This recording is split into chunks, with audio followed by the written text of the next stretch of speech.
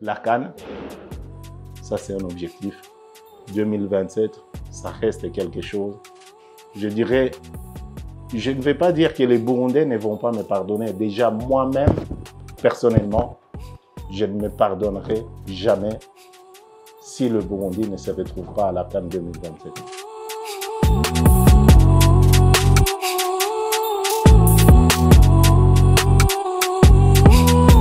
Patrick Sangwa, bonjour. Bonjour. Comment est-ce que vous vous sentez après cette signature de contrat de 2 ans à la tête de la sélection burundaise? Comment je me sens? Content, d'abord. Mais en même temps, je dirais, il y a une petite pression qui est là. Je me dis, c'est quand même tout un pays qui sera derrière pour surveiller le travail qui sera fait. Donc, partager entre les deux. Mais quand même, vous êtes content. Je suis très content. Ouais. Et alors, on va dire que ce contrat de 2 ans, ça veut dire que vous avez négocié 2 ans ou bien c'est le contrat qui était là? Je pense qu'au niveau de la durée, ça devient presque quelque chose d'habituel. Parce que pour faire un travail, en une année, c'est un peu compliqué.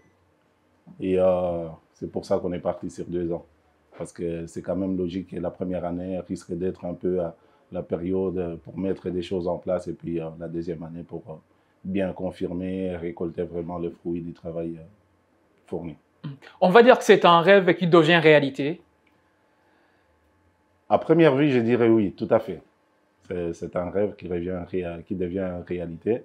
Mais de l'autre côté, il faut se dire que dans la vie, on a des rêves, mais il ne faut pas non plus partir en se disant je vais mettre tout en œuvre pour y arriver. Là, je vais m'expliquer parce que quand on se dit je rêve d'être sélectionneur, c'est pas à tout prix. Il faut quand même, ce qu'il faut faire, c'est travailler pour y arriver. Et pas le contraire pour se dire, ben, je vais faire, je vais utiliser un mot un peu vulgaire, faire des coups bas pour y arriver. Je ne suis pas de ce genre. Donc, j'aime toujours la droiture, travailler. Et comme je l'ai encore répété aux dirigeants de la fédération en disant, moi, dans ma vie, je n'ai jamais forcé quelqu'un à me prendre. Jamais. Je préfère quelqu'un qui vient me chercher pour mes qualités. Parce que là, je pars dans une situation où quelqu'un me dit, ben, je t'ai pris pour tes qualités, pour ceci, pour cela. Donc, c'est un rêve qui devient réalité, oui.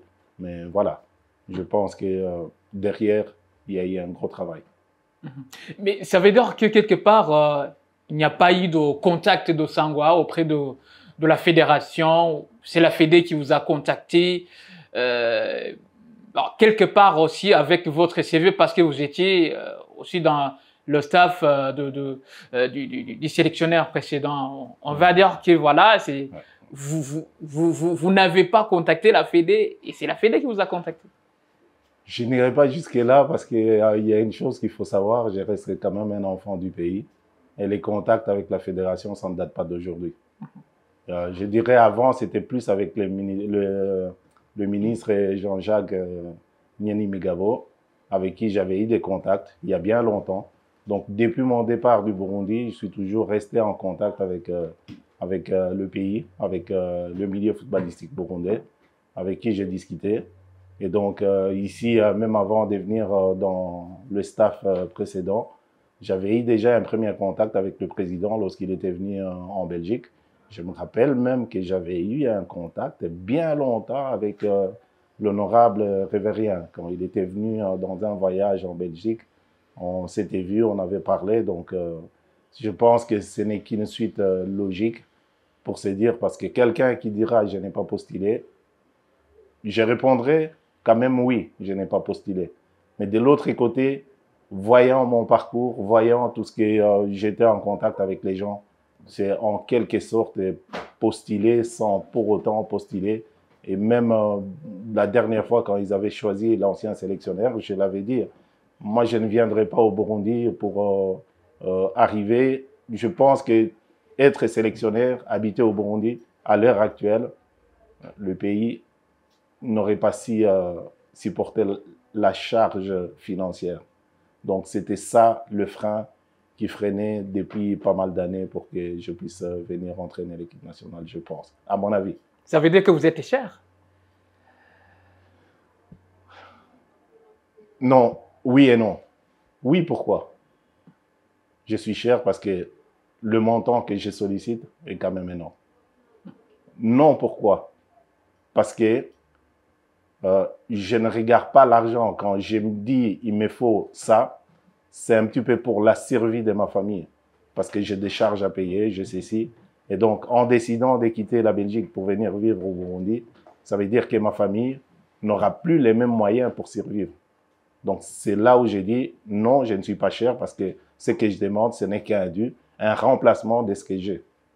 Le sélectionneur précédent touchait presque 6 millions. Et vous aussi, c'est autant ou bien c'est quand même on a majoré? Financièrement, une chose que les Burundais doivent savoir, et je pense que tous les journalistes en premier, c'est que si je suis venu ici maintenant et que j'ai pris les responsabilités d'être sélectionneur national, ce n'est pas question financière. Non. Je pense qu'on a trouvé un terrain d'entente qui nous arrangeait, nous tous, nous deux, du fait qu'à mon avis, vous allez en venir. Je ne pourrai pas habiter au Burundi.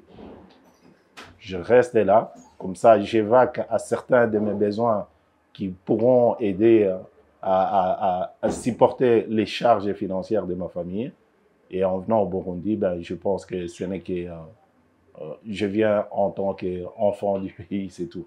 Il n'y a pas question de les finances. Je pense que ça reste entre nous. Mais la seule chose que les Burundais doivent savoir, c'est que c'est un gros sacrifice que M. Patrick Sangwa a fait pour devenir sélectionneur national. Il y a presque une année, vous étiez le sélectionneur adjoint du sélectionneur Étienne Daïla-Guidé.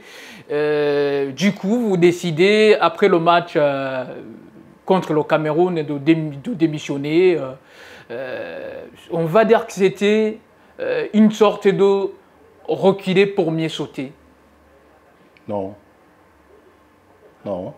Pourquoi? Parce que quand je suis venu déjà dans ce staff-là, j'avais dit au président, j'ai dit, financièrement, le pays ne pourra pas supporter. Mais je suis un enfant du pays. J'ai grandi ici, j'ai tout fait ici. Je suis parti, j'ai étudié, c'est certain que j'ai appris beaucoup du football occidental. Mais en étant ici, j'avais déjà un bagage, un sac assez chargé de connaissances au niveau du métier d'entraîneur. Est-ce que c'était reculé pour mieux sauter? J'avais déjà du bagage et donc j'avais dit au président, comme habiter au Burundi c'est impossible, si un jour vous avez besoin d'aide, je suis là. Et donc je pense que le sélectionneur précédent, s'il a vu que je pouvais aider, c'est comme ça que je suis venu. Et en venant, il n'y avait pas du tout d'arrière-pensée en disant eh ben, demain ou après-demain, je serai sélectionneur. Parce que les portes étaient totalement fermées. Le pays ne voulait pas d'un sélectionneur qui ne pouvait pas habiter au Burundi. Donc, c'était totalement fermé. Même pour moi, je savais bien que c'était chose impossible. Donc, ce n'était pas reculer pour mieux sauter. C'est une décision que j'avais prise sur le moment. Et juste pour répondre un petit peu à cette démission, pour ne pas rentrer dans les détails, parce qu'il n'y aura jamais de détails de ma part, je dirais juste que ma décision était déjà prise avant le match contre le Cameroun, d'arrêter avec la sélection. Comment? Donc, je venais pour dire je vais aider le pays, peut-être pour se qualifier à la CAN, mais même si le pays s'est qualifié à la CAN, Patrick Sangwa n'aurait pas été à la CAN avec la sélection. Parce que ma décision était prise avant le match contre le Cameroun.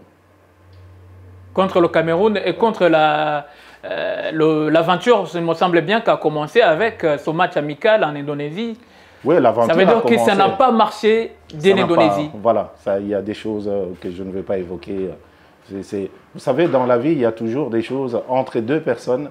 Il y a des personnes qui sont faites pour s'entendre et d'autres qui ne savent pas s'entendre. Donc, c'est des choses normales. Il ne faut pas, on ne va pas commencer.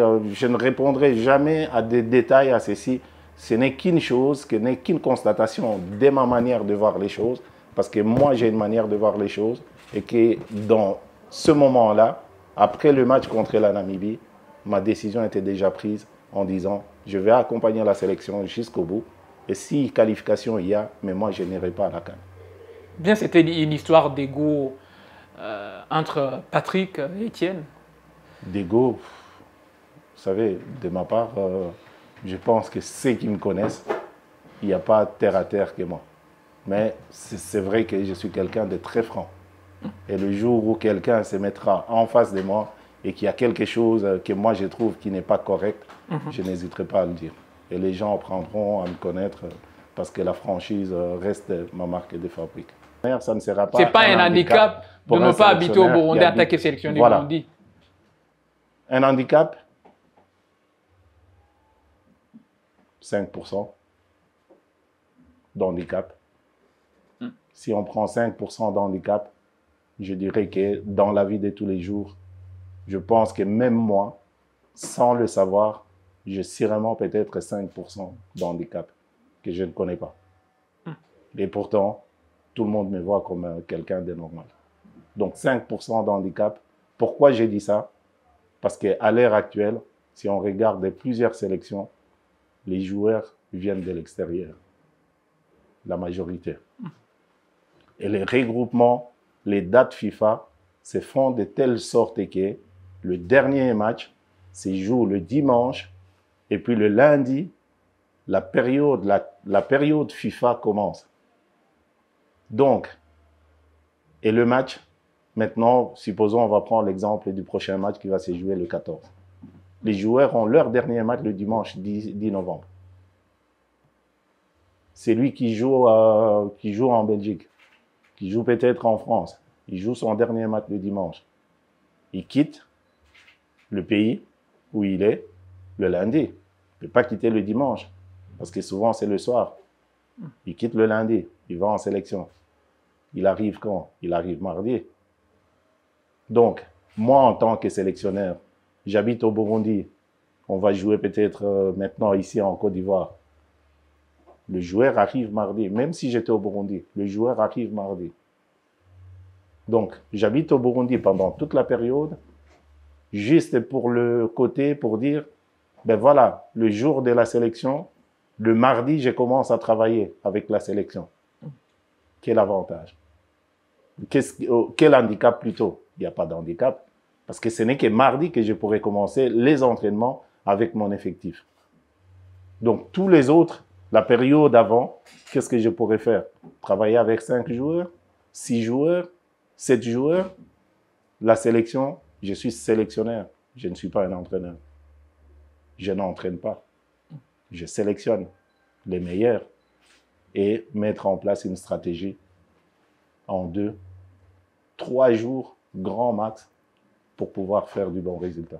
Et comment est-ce que vous allez savoir les joueurs brillants du championnat du Burundi alors que vous n'êtes pas au Burundi?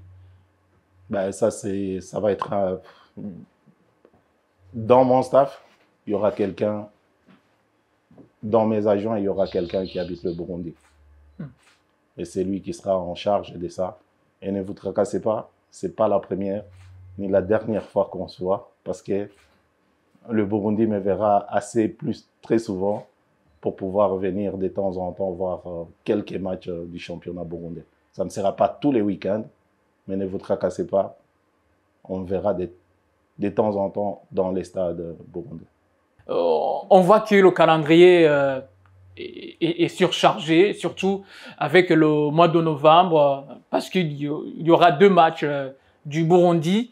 Est-ce que l'ambition de Patrick Sangwa, bon, la CAN, c'est presque impossible de se qualifier, mais il y a la Coupe du Monde. Le Burundi n'a pas encore dit adieu à la qualification à la Coupe du Monde. Ouais. Quelle est l'ambition dans tout ça? La CAN 2027, la Coupe du Monde, quelle est l'ambition de Sangwa à la tête de cette sélection burundaise? Première question pour vous, parce que vous en avez tellement posé. Vous, en tant que Burundais, vous représentez aujourd'hui tout seul le Burundi. Je vous pose la question. Qu'est-ce que vous aimeriez pour la sélection nationale, pour les compétitions qui vont arriver jusqu'en 2027? Quel est votre souhait, vous, La CAN, la Coupe du Monde, en étant réaliste. Les gens qui suivent l'émission vont pouvoir répondre. Pas les gens. Moi, je vais d'abord entendre la réponse. Bon, peut-être que ma réponse ne va pas du tout intéresser les gens. On s'en fout. Bon, peut-être que c'est vous, peut-être qui pourrez nous dire en tant que... Non, je vais vous répondre. D'accord. Mais je voudrais entendre votre réponse. Parce que votre réponse, je la connais. Vous allez me dire, vous voulez être à la CAN. Parce que la Coupe du Monde, on ne va pas se mentir. Le Burundi va faire son maximum. Mais la réalité est là. Il y a combien de pays africains qui iront à la Coupe du Monde? Le Burundi est classé 40e au ranking FIFA, au ranking de la CAF. Il y a énormément de pays, des grandes nations du football qui sont devant nous. Je ne suis pas un magicien. Les gens doivent se dire que je ne suis pas un magicien. Je ne viens pas réaliser des choses qui sont irréalisables. La Coupe du Monde, on va faire le maximum. Si on se retrouve au barrage, si on se retrouve à la Coupe du Monde, je serai le premier à sortir sans chemise, me raser toute la tête, faire ceci. Mais la réalité est là, c'est que le ranking, on est tous conscients qu'il y a des pays qui sont mieux préparés, mieux armés pour aller à la Coupe du Monde que nous. Mais s'il faut y aller, on y sera. On fera le maximum. Mais la CAN, ça, c'est le rêve, le premier rêve réalisable pour notre nation. Et on a les armes suffisantes pour le faire. Et les armes sont là pour y aller. Et le calendrier qui est... est-ce que vous avez déjà en tête comment est-ce que vous allez faire pour les 2 prochains matchs? Pour les 2 prochains matchs, moi je dirais en tant que sélectionneur à l'heure actuelle, j'ai été nommé aujourd'hui sélectionneur national. Moi je suis quelqu'un qui aime bien rassembler, j'aime bien être entouré, j'aime bien sentir que les gens autour de moi sont bien. Eh bien la première chose, le jour où je verrai 90% des Burundais et que je passe dans la rue et que la majorité des Burundais me disent « Eh bien, on est fiers de notre équipe nationale. » C'est ça ma première tâche. Vous savez, les résultats, c'est bien pour venir compléter ça. Mais il faut tout d'abord que chaque Burundais se retrouve, qu'on puisse se rassembler autour. Moi, je ne suis pas magicien, je ne suis pas seul. Moi, je dis vous, journalistes, et je m'adresse à tous les médias burundais. Critiquer, dire quelque chose qui ne va pas. C'est normal, c'est votre boulot. Vous êtes le représentant de la population burundaise. S'il y a un joueur que vous sentez bien et qui n'a pas été sélectionné et qui méritait d'être sélectionné, eh bien, dites-le. Et c'est à moi, en tant que sélectionneur, de venir me justifier en disant, vous savez, la sélection, je ne peux pas peut-être sélectionner tout le monde. Celui-là, j'aurais pu le sélectionner, mais moi, dans ma manière de voir les choses, c'est celui-ci. Donc, la première chose, moi, j'ai connu les grands moments du football burundais. Vous parlez de la CAN, ça a été extraordinaire. Mais avant la CAN, ce stade que vous voyez là était plein à craquer, à exagérer. Il y avait des files, des fois les gens restaient dehors. Des matchs contre le Sénégal ici. Tout le monde s'est retrouvé dans ce football-là. Et si un jour, moi, dans ma vie d'après, je pourrais dire, eh bien, j'ai apporté ça au Burundais, j'aurais tout réussi. La CAN, ça c'est un objectif. 2027, ça reste quelque chose. Je dirais, je ne vais pas dire que les Burundais ne vont pas me pardonner. Déjà, moi-même, personnellement, je ne me pardonnerai jamais si le Burundi ne se retrouve pas à la CAN 2027. C'est votre pari.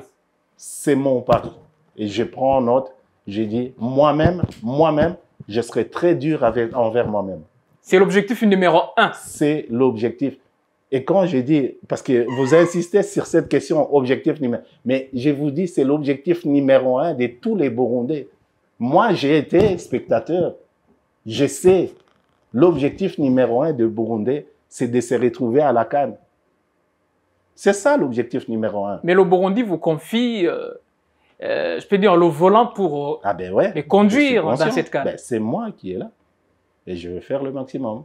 Et comment est-ce que vous allez faire je sais très bien, vous ne pourrez pas faire tout ça seul. Les gens commencent à s'imaginer comment est-ce qu'il va former son équipe et son staff. Les gens disent, voilà, Sangwa, il va amener des gens avec qui collaborer en Europe. Est-ce que c'est vrai? Oui, il y aura des surprises, il y aura des noms, il y aura des choses que peut-être les Burundais n'étaient pas habitués à voir. Il y aura sûrement mes compatriotes belges, peut-être un, peut-être deux, mais au moins un, il sera là. Vous savez, comme j'ai dit, il y aura un autre ici sur place, les Burundais. Il ne faut pas mettre de côté les Burundais, hein, non. Il faut qu'on se retrouve, mais tout en apportant ce qui nous manque. Et c'est ce que moi, je prône maintenant, dans ma manière de voir les choses, même dans la formation des jeunes, parce que j'en reviens encore. En fait, nous, Africains, on se considère, et même le blanc le considère comme ça, nous, Africains, on se considère inférieurs aux Occidentaux. C'est un complexe qu'on a. Et même par moments, on ne le fait pas comprendre, mais on l'a. Parce que j'entends des fois, on dit, au Muzungu, il fallait un Muzungu. Je suis d'accord, mais c'est un complexe d'infériorité qu'on a. Parce que vous avez fait la même école là-bas. J'ai fait la même école qu'eux. Mais le blanc aussi, il est conscient de ça.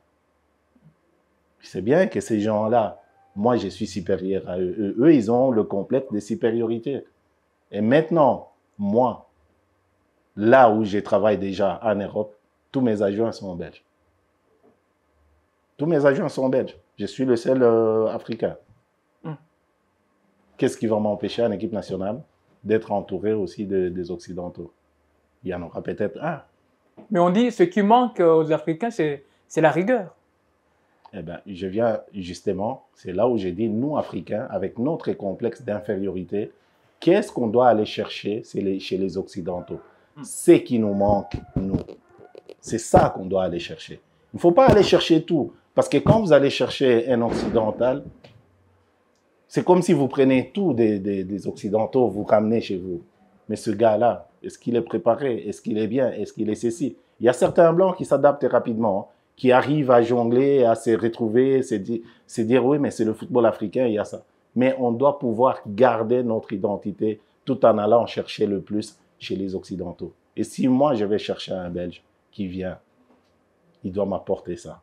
Et moi, quand j'ai été étudié chez eux, vous savez, la chose que j'ai appris le plus, c'est quoi? L'organisation. Hein? Et cette rigueur-là, hein, c'est ça.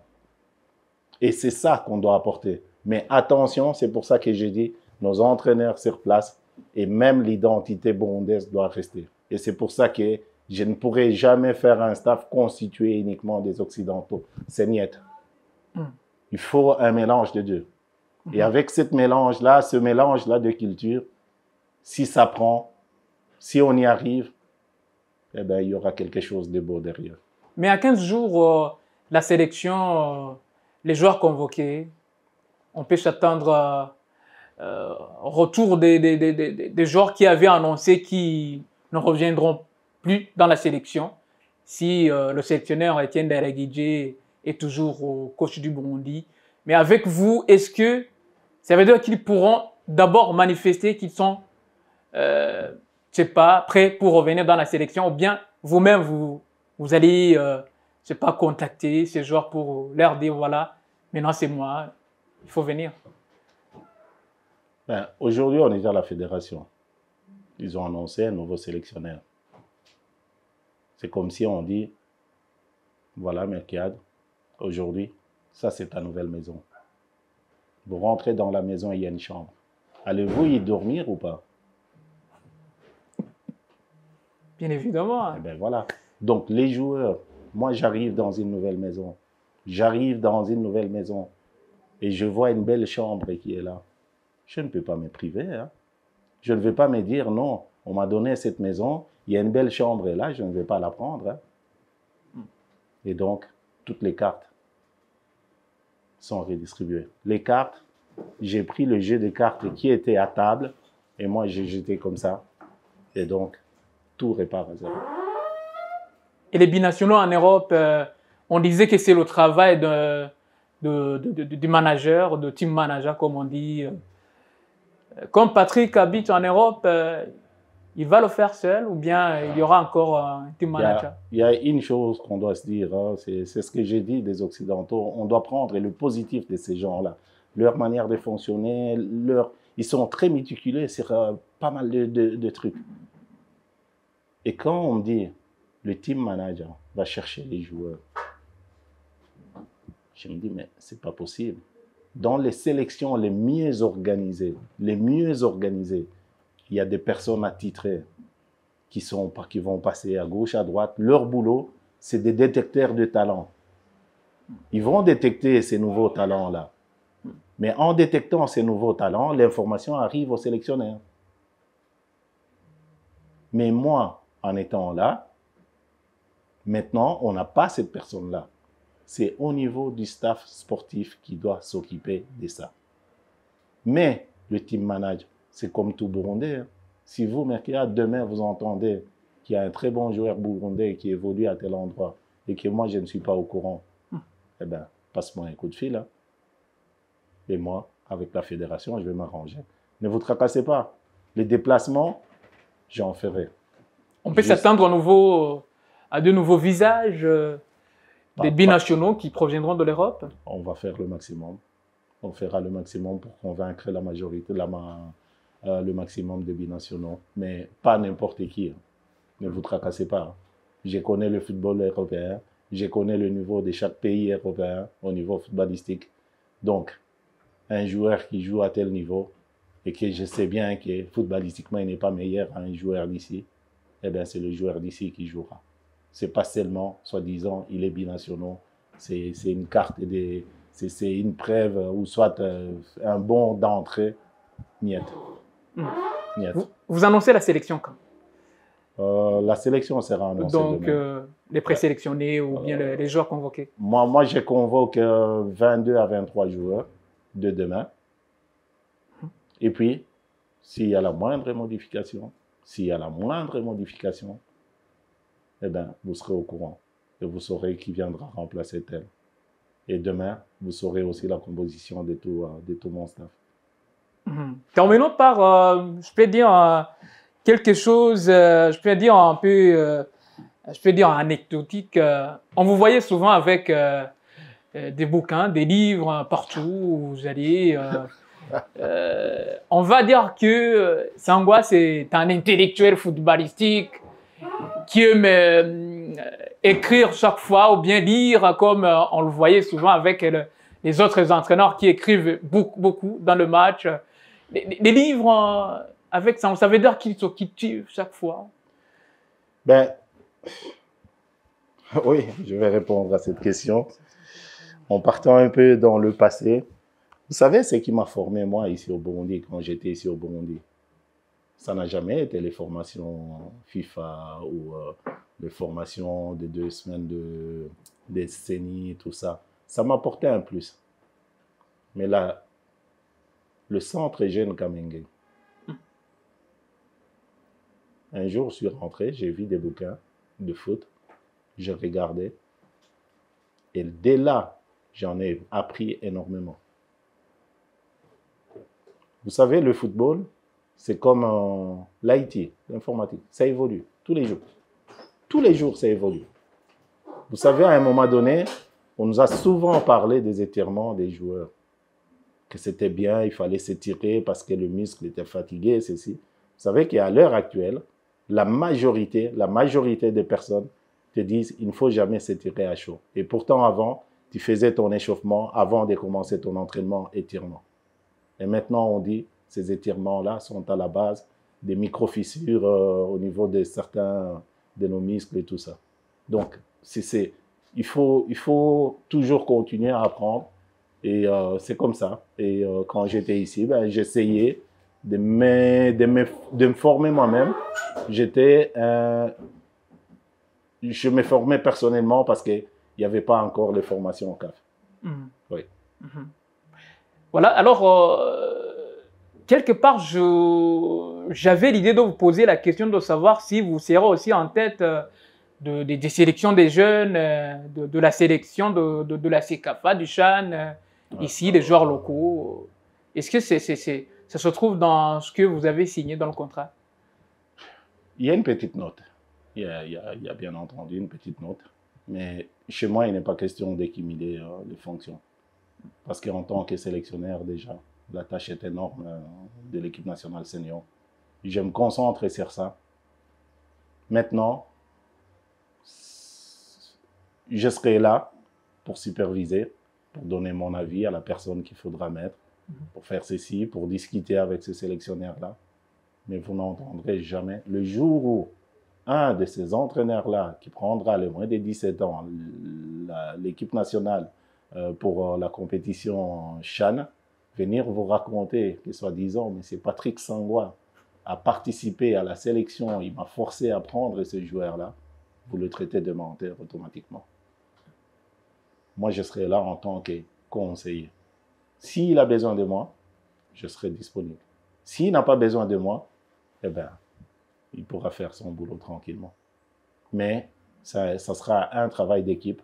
Et à chaque fois que je viendrai, je pourrai retrouver un petit peu tous les entraîneurs qui s'occuperont des équipes nationales, mais sans oublier, parce que c'est impossible d'être sélectionneur. Aujourd'hui, je suis venu un peu trop rapidement, le calendrier est tellement serré, mais la prochaine fois quand je viens, c'est impossible que je sois sélectionneur et que je ne puisse pas être en contact avec les différents entraîneurs de la Primus League.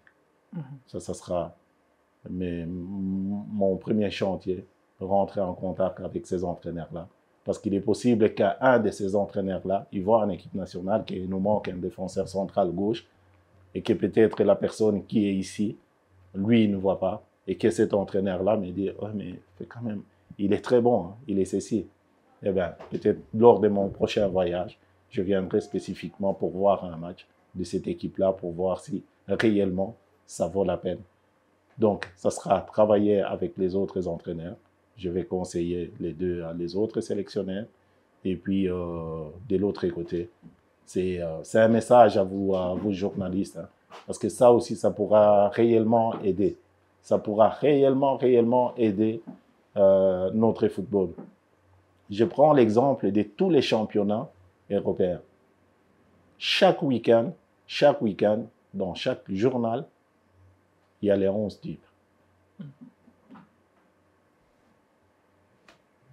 Eh bien, vous en sortez. Vous savez, à la fin, quand vous dites on va choisir le meilleur joueur, les 11 types, et si ça a été fait pendant toute la saison, c'est facile. À la fin, ça devient facile. Et moi, en tant que sélectionneur, le jour où je regarde ça, je me dis, ah oui, ça fait 3 journées que ce garçon-là est toujours dans l'équipe type. Ça veut dire quelque chose. Je sais bien que des gens me diront, mais les journalistes ne sont pas techniciens. Mais ne vous tracassez pas, moi je suis là pour apprendre de tout le monde. Et si par exemple j'arrive, parce qu'on me dit tel entraîneur n'est pas diplômé, ceci, je pourrais arriver un jour à son entraînement et que je vois quelque chose de bien, qu'ils ne soient pas étonnés que j'arrive en équipe nationale et que j'essaie de mettre la même chose. Parce que c'est ça le monde. C'est lui, le plus malin, c'est celui qui va piquer les meilleures idées pour les mettre à son profit. Et moi je suis comme ça. Permettez de peut-être finir avec cette question. Je fais dire en quelque part ça. Bon, je ne sais pas si ça touche votre vie privée, mais on vous a vu à la CAN en Côte d'Ivoire. On sait très bien que votre femme aussi est ivoirienne. Est-ce que dans la vie courante, ou bien au moment de la détente, on va dire que Sangwa, comme sa femme, on sait très bien que la Côte d'Ivoire, c'est un pays qui aime la musique, mais aussi au Congo ou bien au Burundi, la musique, ça va. On va dire que Sangwa, c'est un mélomane. Aussi, si, peut-être ce qu'il déteste dans la vie, est-ce que aussi il admire le plus? Sangwa, il a 2 personnages, hein, ce monsieur. Et c'est ma maman, une fois, qui était à l'intérieur de la maison, qui dit, mais à l'intérieur... Et une fois, elle avait entendu, j'ai discuté avec mes copains sur le foot, et puis je rentre à la maison comme ça, elle me dit, mais c'est toi que j'ai entendu dehors? J'ai dit oui. Il dit, mais quand on est ici à la maison, c'est comme si on n'entend presque pas ta voix. Et puis là, tout d'un coup, tu es ceci. Donc, je suis quelqu'un de calme, mais dans la vie de tous les jours, je suis pareil. Mais dans mon métier, dans le monde du foot, je suis une autre personne. Mais dans la vie de tous les jours, qu'est-ce que j'aime bien? J'aime bien écouter de la bonne musique, si je sors, mais je ne suis pas un grand danseur. Donc, ceux qui diront que je suis congolais d'origine, eh bien, le jour où ils me verront danser, ils comprendront que réellement, ce n'est pas un Congolais, mais c'est... Célébrer à la fin du match. Célébrer les fins de match, ça ne sera pas par la danse, mais plutôt par des gestes qui montreront vraiment qu'il est vraiment content. Mais je ne suis pas un mélomane, non, loin de là. J'aime bien écouter de la musique, être entouré par des amis proches, des gens de confiance. Et donc, ça m'intéresse. Les voyages, ça m'aide. Même, je suis parti en Côte d'Ivoire, le pays de madame.